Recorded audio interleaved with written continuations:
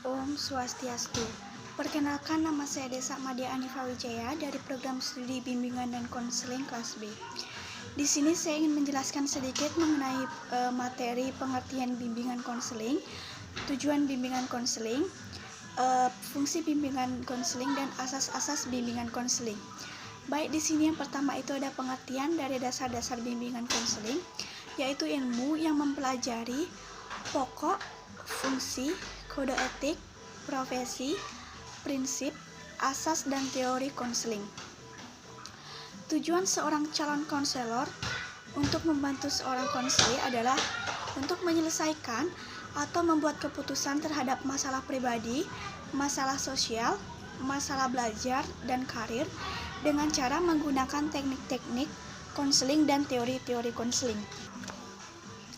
Baik, selanjutnya itu ada fungsi bimbingan konseling yang dibagi menjadi 4 bagian. Yang pertama itu ada fungsi pemahaman, yang berarti fungsi yang menghasilkan pemahaman tentang sesuatu oleh pihak-pihak tertentu sesuai dengan kepentingan dan pengembangan peserta didik. Yang kedua itu ada fungsi pencegahan, yaitu fungsi yang menghasilkan tercegahnya atau terhindarnya peserta didik dari berbagai permasalahan yang mungkin timbul, yang akan dapat mengganggu atau menghambat proses pembelajaran peserta didik.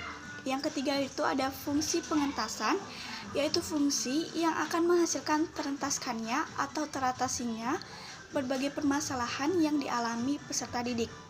Yang keempat itu ada fungsi pemeliharaan dan pengembangan, yang berarti fungsi untuk menghasilkan terpelihara dan terkembangnya berbagai potensi positif peserta didik dalam rangka pengembangan dirinya secara mantap dan berkelanjutan.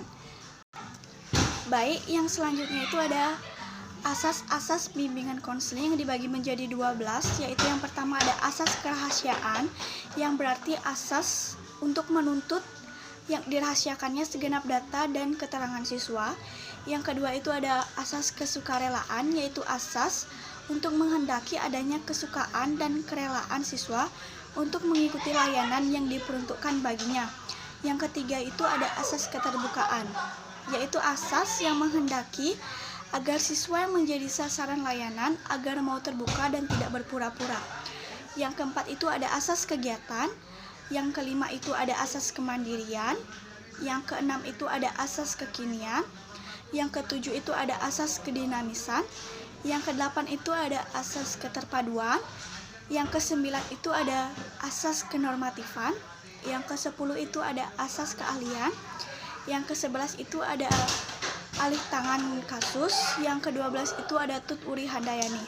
Baik, sekian dari hasil presentasi saya untuk menjelaskan materi. Jika ada salah kata, saya mohon maaf. Saya tutup dengan Parama Santi. Om Santi, Santi, Santi, Om.